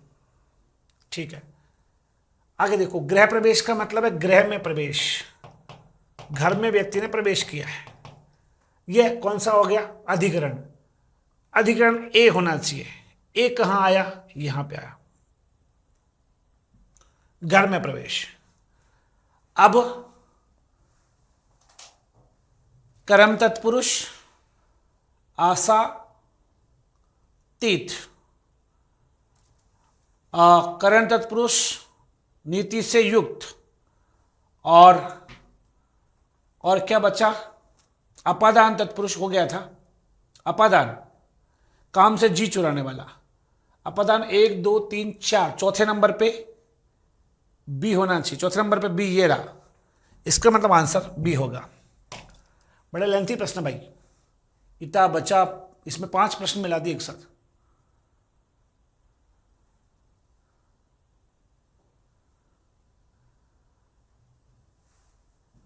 एक 111 में एक विद्यार्थी कह रहे हैं कि वो मुख्य अतिथि थे।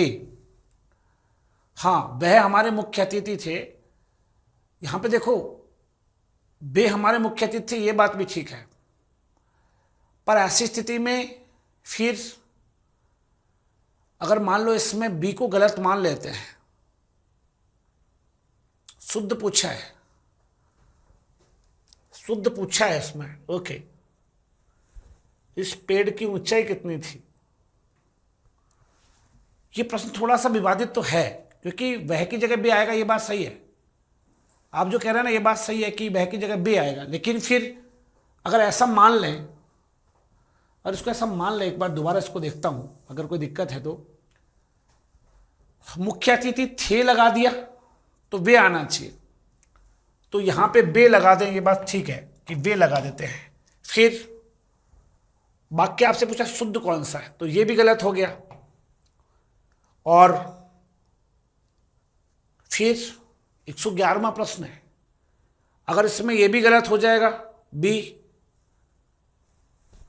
तो कैसे रखेंगे इसको? नहीं रख सकते। कई बार क्या होता है कि किसी के बारे में जब बोला जाता है ना, तो उसके मान सम्मान के तौर पर उसको रखा जाता है। अब यहां पे है ना, ए बी और ई, यहां पे वह का मतलब उस व्यक्ति के बारे में बात कर रहे हैं। वे हमारे मुख्य अतिथि थे, तो हमारे और थे बहुवचन कर दिया है। आपसे पूछा कि सब शुद्ध बता दो, तो फिर आपको शुद्ध ए बी और ई करना पड़ेगा, और कोई ऑप्शन है नहीं यहां पे सब। क्योंकि अगर आप यहां पे शुद्ध की बात कर रहे हैं, वाक्य शुद्ध है, तो फिर अगर बी पे जाएंगे तो बी तो 3 जगह है, फिर तो सी डी और ई हुआ, सी डी और ई।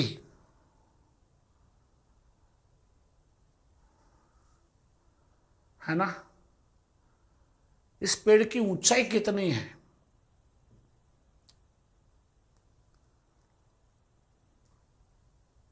पेड़ की ऊंचाई,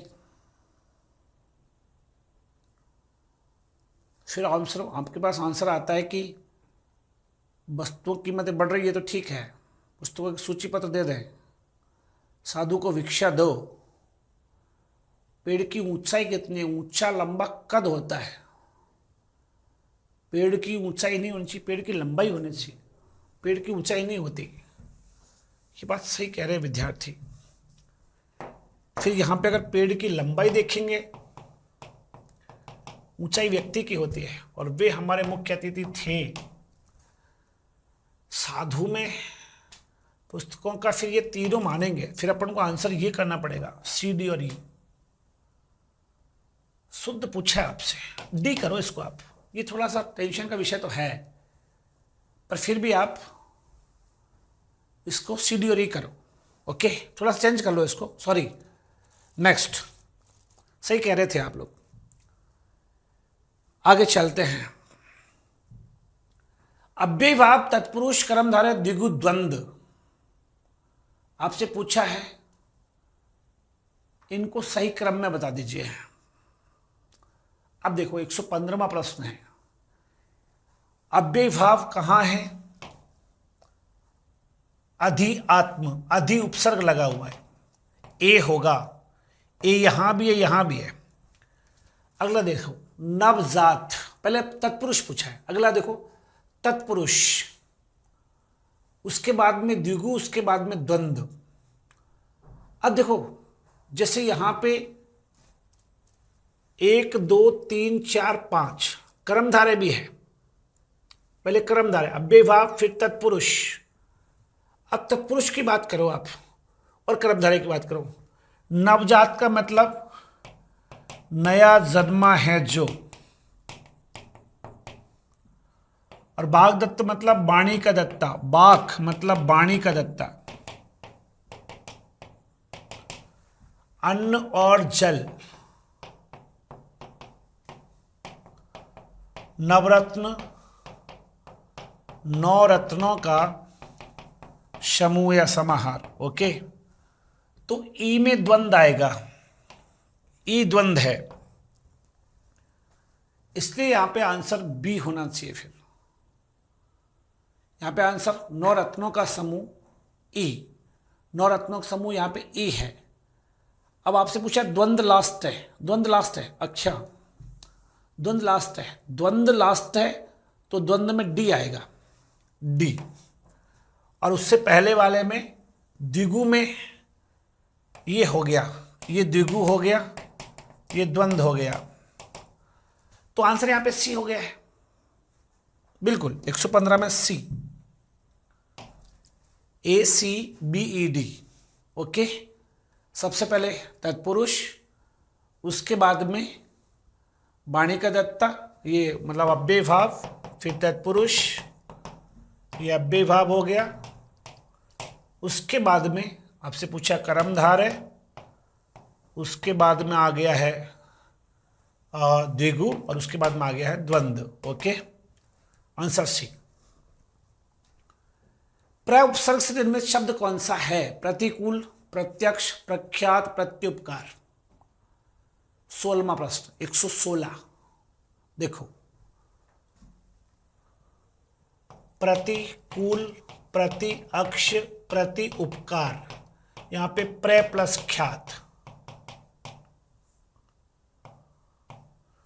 आंसर सी होगा। नेक्स्ट, निम्नलिखित में से असंगत युग्म की पहचान कीजिए। असंगत युग्म की पहचान, ई बलि, आ घोषणा, अन क्रंदन, अना वासना। असंगत का मतलब है जो, देखो कुछ लोग कह रहे हैं कि सब पहले वाला ही करेक्ट है। देखो ऐसा है, मेरी बात सुनो, इसमें क्या है, थोड़ा सा विवाद हो सकता है। साधु सब सूची पर शब्द गलत नहीं है, क्या वो बर्तनी है, आप समझो बर्तनी है, वाक्य की शुद्धि पूछी जा रही है, वाक्य शुद्धि। साधु गलत है लेकिन वो बर्तनी शुद्धि है भाई, यहां पे शब्द शुद्धि पूछा है। आप चीज को समझने की कोशिश करो, शब्द शुद्धि और वाक्य शुद्धि में अगर आप साधु में बर्तनी है ना, बर्तनी की दृष्टि से पूछता तो मान लेते। ओके, तो ऐसी स्थिति में आपको यहां पे थोड़ा सा गौर करना पड़ेगा सब। इसके बाद आगे चलते हैं। 117वां प्रश्न देखिएगा, असंगत युग्म की पहचान कीजिए। ई बलि, बलि में ई लगा है, ठीक है, और आ प्रत्यय घोषणा, ठीक है, ये भी लग रहा है। अनक्रंदन, ये भी, अना वासना नहीं, अना नहीं है, ना लगा हुआ यहां पे, डी। इसके बाद नेक्स्ट, सर्पाकार कोष्टक, अपूर्ण सूचक, पुनरुक्ति सूचक, हंस पद। हंस पद या त्रुटि पद जानते हो, काक पद जिसे बोलते हैं। डी में एक, डी में एक, 118, डी में एक, यहां भी है गुरुजी, ठीक है। पुनरुक्ति, same as it is, as it is. सर्पाकार कोष्टक, अपूर्णता सूचक, अपूर्ण सूचक। ए में 2, ए में 2, बी में 3, बी में 3, सी में 4। ओके, आंसर हो जाएगा डी। 119वां प्रश्न, 119। अक्ल का दुश्मन, अन्न जल उठना, आज्ञा बेताल, अक्ल का पुतला। अब देखो, एक तो है कि अकल का दुश्मन है वो आदमी, तो भाई साहब अकल का दुश्मन है। अकल का दुश्मन है इसका मतलब मूर्ख है, ठीक है। जो आज्ञा बेताल होता है ना, और अकल का पुतला, देखो यहां पे ये आपको फिर गौर करना पड़ेगा कि अक्ल का दुश्मन में भी हो गया है, लेकिन अन्न जल उठाना, अन्न जल उठाना का मतलब होता है अपनी सत्यता की परीक्षा देना कि भैया मैं अन्न की सौगंध, जल की सौगंध खा रहा हूं, तो ये भी ठीक है। ए में 2, बी में 3, ए में 2, बी में 3, अभी भी कॉम्पिटिशन बना हुआ है। सी तय करेगा, डी तय करेगा। डी कह रहा है अकल का पुतला कौन है और आज्ञा बेताल कौन है। डी देखो, अकल का पुतला, और सी है आज्ञा बेताल। आज्ञा बेताल कौन को बोलते हैं? आज्ञा बेताल, आज्ञा बेताल का मतलब बहुत गुस्से वाला व्यक्ति है, तो ये सी में बन है, और डी में अपना फिर 4 हो जाएगा। ओके, यहां पे आंसर भाई साहब सी हो जाएगा, सी, सी यहां पे आंसर है। 120वां प्रश्न, अंक में भरना, अंक भर लिया उसने मुझे, मतलब उसने प्यार से मुझे गोद में ले लिया। अंटी मार ली, चाल चल ली उसने। अंटी मार ली मतलब चाल चल ली। मेरी बात सुनो, डी में 4, एक में 2, एक में 2, डी में 4, डी में 4, डी में 4, एक में 2। आंसर यहां पे डी हो गया, साफ दिख रहा है। बी में 3, अंग टूटना, थकावट से बदन में दर्द, ऐसे बोलते ना मेरा अंग अंग टूट रहा है भाई साहब, और अंत पा गया मतलब मैं भेद जान गया। नेक्स्ट, निम्नलिखित मिश्र वाक्य का सही क्रम क्या है? सही क्रम बताना है किसका? वाक्य का। 135 प्रश्न है, अभी 15 क्वेश्चन हो रहे हैं, बड़ा पेपर है ना, 135 तक है, मतलब अभी बस 10 मिनट। मिश्र वाक्य का सही क्रम आपसे पूछा गया है। ओके, अभी सांगवान सर हमारे साथ विराजे हुए हैं, और सुरेंद्र सांगवान सर आपको अभी साइकोलॉजी के आंसर करवाएंगे। ये चूंकि हिंदी का पेपर लेंथी तो है ही, तो पहले मैं आपको ये करवा रहा हूं। तब तक सारे लोग, जिन जिन गुरुजनों ने जिन जिन बच्चों को कह रखा है कि मेरा नाम ले देना कमेंट बॉक्स में, वो अपना नाम लिख दो। आपके पास मैसेज आए होंगे ना कि मेरा नाम लिखना कमेंट बॉक्स में, बच्चों को मेरी याद दिलाना, ऐसा कुछ आया होंगे ना आपके पास कि मैं आपका शुभचिंतक हूं और मैं ही तुम्हारा सब कुछ हूं, कर्णधार हूं। तो आप उनके सबके नाम जब तक यूट्यूब पर लिख दो। ओके मैं जब तक पेपर करा देता हूं। मिश्र वाक्य का सही क्रम है, देखो 21वां प्रश्न है, 121वां। आप देखो, ये कह रहा है कि उसने, फिर आगे उसके बाद में पुस्तकालय को खरीदा जो उसके मित्र का था। ठीक है, उसने उस पुस्तकालय को खरीदा जो उसके मित्र का था। 5 में आएगा डी, डी सबसे लास्ट में है। ओके, यही हो गया आंसर। उसने उस पुस्तकालय को खरीदा जो उसके मित्र का था। डन। 22वां चलते हैं। निम्नलिखित संयुक्त वाक्य का सही क्रम बताइए। सही क्रम, संयुक्त वाक्य का सही क्रम आपको बताना है। 122वां प्रश्न है। ओके, देखो, उसने न केवल गरीब को लूटा बल्कि उसकी हत्या भी कर दी। कहां मिलेगा? उसने न केवल गरीब को, ई से शुरू होना चाहिए, लूटा बिल्कुल, बल्कि उसकी हत्या भी कर दी। Okay, D. बहुत सीधे प्रश्न आए यार वाक्यों की, एक बात है, इनमें ज्यादा टेंशन नहीं थी। अगला देखो, विधिवाचक, निषेधवाचक, आज्ञावाचक, प्रश्नवाचक और विस्मयवाचक, इन क्रम पर, इन वाक्यों का आपको सही क्रम पूछा गया है। देखो, जब भी आपसे इन वाक्यों के प्रश्नों का क्रम पूछा जाता है, ये याद रखो कि इनमें से एक या दो ऐसे जरूर होंगे जो आपको आते होंगे, उसी के आधार पर सब कुछ सही हो जाएगा। ओके, विधिवाचक, निषेधवाचक। अब निषेध क्या होता है? नहीं का प्रयोग, क्या नहीं लग रहा है इसको, निषेधवाचक है, तो सर 2 नंबर पे सी आना चाहिए। गुरुजी ए और बी में आ गया, ठीक है, बात है। अब आगे क्या करें? आगे और देख लो। जैसे आज्ञावाचक, आज्ञावाचक में आज्ञा होती है कि तुम ये करो, वो करो, ये करो, ये मत करो, है ना? तो जैसे यहां पे आज्ञावाचक है। अच्छा, प्रश्नवाचक देखो, प्रश्न ये दिख रहा, तो चौथे नंबर पे 1 2 3 4, चौथे नंबर पे डी होना चाहिए, चौथे नंबर पे डी यहां है, और 5वें नंबर पे विस्मयादिबोधक ये भी है रहा। बेटा अभी पेज यहां फंसा हुआ है, ए बी ए, पहले ही पहले कौन आएगा? तुम खाओ और हम खा चुके, बात सिर्फ यही अटकी पड़ी है। 23वां प्रश्न है, और यहां पे आप देख रहे हैं कि ए डी ई, देखो, विधिवाचक, निषेधवाचक, हमने खाना नहीं खाया, यहां पे देखो सी तो हो ही नहीं सकता।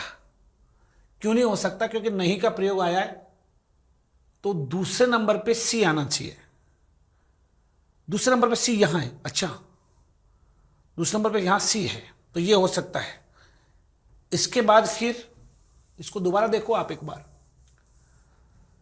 विधिवाचक, निषेधवाचक, निषेध में नहीं, दूसरे नंबर पे सी आ गया, और विधिवाचक हम खा चुके, तो ये विधि, ये निषेध, बी सी।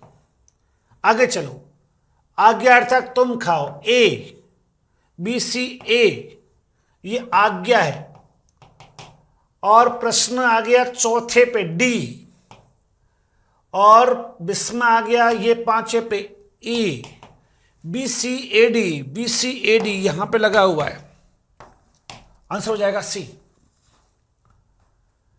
हिंदी में प्रयुक्त निम्नलिखित विराम चिन्हों में से कौन सा पूर्णतः हिंदी का है? पूर्ण विराम। हिंदी का एक ही विराम चिन्ह है पूर्ण विराम, बाकी सब की सब अंग्रेजी से है। ओके, सूची फर्स्ट को सूची सेकंड से सम्मिलित करो। अल्प विराम, अर्ध विराम, पूर्ण विराम। देखो, पूर्ण विराम ये रहा, ओके, अल्प विराम ये रहा, अर्ध विराम ये रहा, और आश्चर्यबोधक ये रहा। डी में 1 कर दो, डी में 1 ये रहा, 125 में ए हो जाएगा बिना दिमाग लगाए। 26 पे आते हैं, कौन सा शब्द स्त्रीलिंग है? पक्षी, समूह, नेत्र, संतान, सवारी। विकल्पों में सही बताओ आप कि कौन सा जो है स्त्रीलिंग है। देखो, संतान, सवारी, नेत्र तो आंख होता ना, आंख, तो वहां पे स्त्रीलिंग होता। बात को समझना, संतान हुई और सवारी की, तो यहां पे ये 2 ऑप्शन जो है ना, डी और ई, डी और ई, ये यहां पर है, तो आंसर यही होगा। नेत्र अगर है वो पुल्लिंग है, अगर आंख होती तो स्त्रीलिंग होती। इतना टाइम लग रहा है मुझे कि आपको समझाना ही पड़ रहा है, केवल हल नहीं करना, मुझे आपकी व्याख्या करनी है दोस्त, इसलिए टाइम लग रहा है। नेक्स्ट, सामान्य वर्तमान, तात्कालिक वर्तमान, संदिग्ध वर्तमान और संभाव्य वर्तमान। देखो, संदिग्ध वर्तमान का एक तरीका मैंने आपको बताया था कि संदिग्ध वर्तमान जहां भी आएगा ना, वहां पे तागा का प्रयोग होगा। किसका? तागा का। ये मैंने आपको बताया था। अब यहां पे सुनो, वह जा रहा है, वह देखता है। देखता है इसका मतलब ए में टू होना चाहिए, तो ए में टू यहां भी है, ए में टू यहां भी है, तो ये टू हो गया सब। आगे सुनो, तात्कालिक वर्तमान, वह लौटा हो, ये मतलब अभी की बात है। वह लौटा हो, ये मतलब अभी की बात है। लेकिन यहां पे ये देखना पड़ेगा कि तात्कालिक वर्तमान जो होता है ना, वो तुरंत का बोध कराता है। जैसे वह जा रहा है, ये जस्ट अभी अभी का है, इसको अपूर्ण बोल सकते हैं अपन। तो ये चल रहा है बी में एक, लेकिन बी में एक यहां भी है, बी में एक यहां भी है, संकट अभी मौजूद है। सी में देखो, अब आप सी में 4 होगा कि 3 होगा? संदिग्ध वर्तमान का प्रयोग हमेशा तागा के रूप में होता है। ता और गा का प्रयोग हो जाए तो वो संदिग्ध वर्तमान है, इसलिए पढ़ता होगा, ये संदिग्ध वर्तमान है। इसलिए सी में 3 है और डी में फिर संभाव्य वर्तमान है कि वह लौटा हो, संभवतः, तो यहां पे डी में 4 हो जाएगा। आंसर होगा यहां पे डी। ये आंसर को देख लेना आप, आंसर डी है। यहां पर गलती से बी मत कर देना, ओके? आंसर डी है। नेक्स्ट, वह जन्म का भिखारी है, इस वाक्य में का किस कारक की विभक्ति है? वह जन्म का भिखारी है। जन्म का भिखारी है मतलब यह हुआ कि किसी व्यक्ति के रूप में भिखारी को शब्द यूज किया और पूछा गया कि भैया यहाँ पे का मतलब किसके रूप में आया है। तो देखो, जब भी किसी बात के लिए पूछा जाता है ना ऐसे कि वह जन्म का भिखारी है, तो भाई साहब यहां पे करण, संबंध, अधिकरण, संप्रदान का प्रयोग किया गया है। तो काकी के, इसका मतलब संबंध। अब यहां पे अगले पे चलते हैं। कौन सा विकल्प सही नहीं है? चूड़, चोटी, चिर, कपड़ा, चीड़, एक वृक्ष, चूर, शिथिल। कौन सा विकल्प सही नहीं है? 29वां प्रश्न है। चूड़ चोटी को बोलते हैं, चीड़ वृक्ष है, चूर शिथिल होता है, चिर नहीं होता। कपड़ा, चिर ये गलत है। चिर तो मतलब लंबे समय के लिए होता है, उसके लिए होता है। कपड़ा जो होता है ना, उसका चीर अगर ये लिख देता ना चीर, तो कपड़ा चल जाता है ना, चिर नहीं चलता। इनमें से कौन सा युग्म असंगत है? आवश्यकता से अधिक धन ग्रहण करना है परिग्रह। कौन कह रहा है? आवश्यकता अधिक धन ग्रहण करना नहीं होता, त्याग देना होता है परिग्रह। तो गलत हो गया ना पहला ही। प्रमाण सिद्ध नहीं हो या प्रमेय से वर्णन नहीं कर सका, निर्वचनीय, जो वेद है तो अवैध, और सब ठीक है। यहां पे आंसर हो जाएगा ए।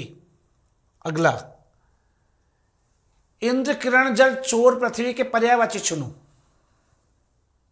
बताओ। 131वां प्रश्न है। पानी को क्या बोलते हैं? एक एक पा जाओ। जल को क्या बोलते हैं? तोय। डी।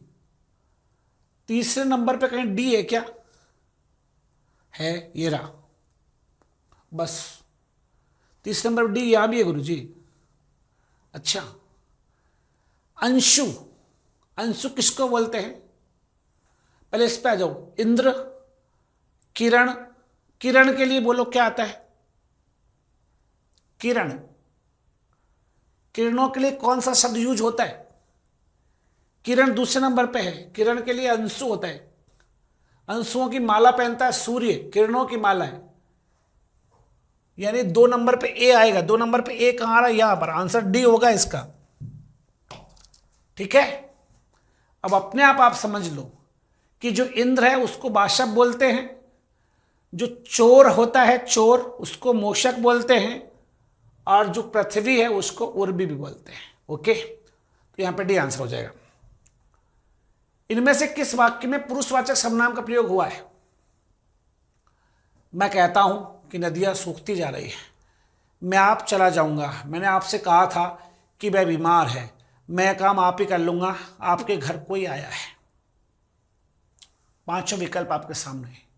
132वां प्रश्न पूछ रहा है, सबसे उपयुक्त विकल्प आप चुन के बता दीजिए। 132वां प्रश्न है। ओके, अब देखो, मैं कहता हूं कि नदियां सूखती जा रही है। पुरुषवाचक सर्वनाम का प्रयोग कहां पे हुआ है? इसमें तो हुआ है। मैं आप चला जाऊंगा। आप ये निजवाचक है। मैंने आपसे कहा था कि वह बीमार नहीं है। मैंने आपसे कहा था कि वह बीमार नहीं है।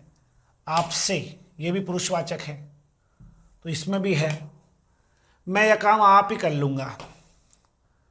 ठीक है, और यहां पे देखो आपके घर आया है, लेकिन कोई का प्रयोग हुआ है। ये अनिश्चय है, इसमें अनिश्चय ज्यादा आएगा, इसलिए यहां पे आप ए और सी पे चले जाएं। ए और सी, ए और सी का प्रयोग कहां है गुरुजी? बी आंसर होगा। ओके, 33 में चलते हैं।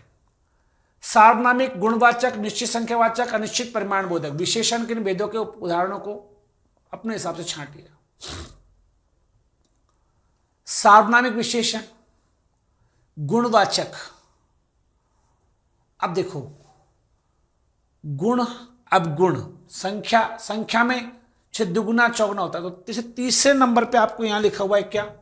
निश्चित संख्या। और आपको पता है आवृत्तिवाचक में गुणारा में लिखा था आपको, निश्चित संख्यावाची 6 प्रकार के होते हैं, आवृत्तिवाचक में चौगुना। इसका मतलब तीसरे में सी आएगा। तीसरे में सी दो जगह है, तीसरे में सी दो जगह है। अब इसके बाद अगर आप देखेंगे जैसे सार्वनामिक, तो सार्वनामिक जो होता है और गुणवाचक और अनिश्चित परिमाण बोधक। अनिश्चित परिमाण, अनिश्चित परिमाण का मतलब है बहुत, यह अनिश्चित परिमाण है, तो डी लास्ट में आएगा। यह भी आ गया। अब कहानी ए और बी पटक रही है कि इनमें से कौन सा चूज किया जाए। तो देखो 133वें प्रश्न में सार्वनामिक और गुणवाचक। गुणवाचक होता है वो चीज नई है, वो पुरानी है, वो प्राचीन है, वो नवीन है, ऐसे। और जो है कोई व्यक्ति या कोई वो जो भी सर्वनाम के साथ आएगा वो ऐसे होता है। इसका मतलब यहां पे पहले वाले में बी आएगा, दूसरे वाले में ए आएगा, इसलिए आंसर क्या हो जाएगा? 133 में सी। प्रश्न बहुत अच्छा था, बट आपको थोड़ा सा देखने में थोड़ा सा दिक्कत होती है। ओके, बाकी प्रश्न अच्छा था। इसके बाद आगे चलते हैं। कर्ता, कर्म, करण, संप्रदान, अपादान। कारक के उदाहरण को पहचान कर इसी क्रम में लाओ। जैसे वृक्ष से पत्ता गिरता है, ये सब जानते हैं अपादान है, तो भैया 1 2 3 4 5, 5वें नंबर पे सी आएगा, लास्ट में सी आएगा। अब आगे क्या करें और देख लो। जैसे पढ़ने के लिए स्कूल जाते हैं, के लिए का प्रयोग संप्रदान में होता है। इसका मतलब भाई साहब चौथे में ई आएगा, चौथे में ई यहां है। इससे पता चल गया कि साहब एडीवी के आधार पे डी होगा। पक्षी उड़ते हैं, ये कर्ता कारक है। श्याम गेंद से खेलता है, यानी कि ये जो है करण कारक है, क्योंकि गेंद से करण का प्रयोग होता है। ये कर्ता का प्रयोग है और ये अपादान हो ही गया है। और चोर को पकड़ा, कर्ता ने कर्म को कर्म हो गया और ये संप्रदान हो गया। डी। आज का आपका ये हिंदी वाला लास्ट प्रश्न कर्म वाच्य के उदाहरण है। रमेश पत्र लिखता है, बच्चे शोर मचाएंगे, भारतीयों के द्वारा महात्मा गांधी नहीं भुलाए जा सकते, दुकान बंद करा दी गई, मित्र विपत्ति में मदद करते हैं। ओके, अब देखो कर्म वाच्य का उदाहरण आपसे पूछा गया है। अब कर्म वाच्य के उदाहरणों की बात करें तो यहां पे देखो रमेश पत्र लिखता है, एक कर्ता वाला है, ठीक है। बच्चे शोर मचाएंगे, ये भी कर्ता होना चाहिए। भारतीयों के द्वारा महात्मा गांधी नहीं भुलाए जा सकते, तो महात्मा गांधी नहीं भुलाए जा सकते, कर्ता के द्वारा का प्रयोग हुआ है। इसका मतलब यहां पे एक ऑप्शन में सी होना चाहिए। दुकान बंद करा दी गई, ये भी ठीक था। मित्र विपत्ति में मदद करते हैं, मित्र विपत्ति में मदद करते हैं, ये फिर कर्ता कारक है। इसका मतलब ये हुआ कि यहां पे सी और डी ऑप्शन में आएगा, क्योंकि मित्र विपत्ति में मदद करते हैं, ये कर्ता कारक के रूप में है। यहां पे किसी प्रकार का कारक चिन्ह है नहीं, तो ये कर्ता कारक है। अब ऑप्शन में बचा क्या फिर? सी और डी तो बचा।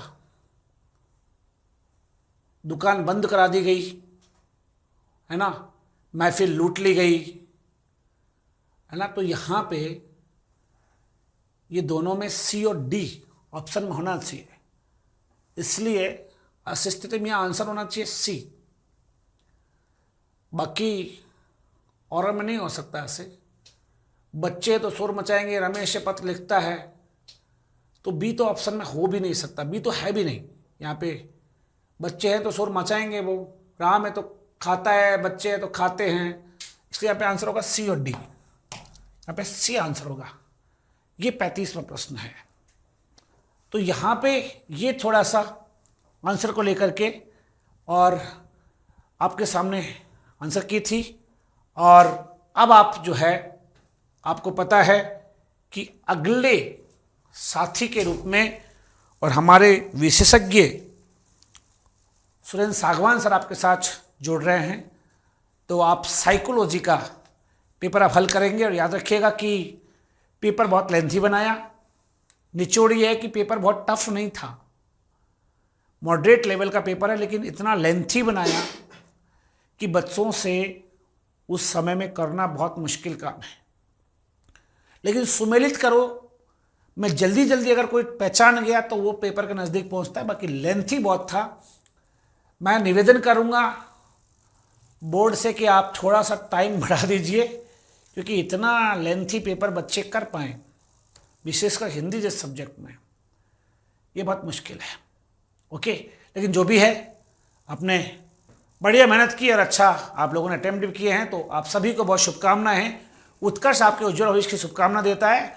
मैं मानव शर्मा आपसे फिर कहता हूं कि आगे तैयार रहें, और अब पेपर कराने के लिए आपके साथ उपलब्ध हैं, मौजूद हैं। आपके हक के लिए रात्रि में आपका काफ़ी देर से वेट कर रहे हैं मेरी क्लास के बाद।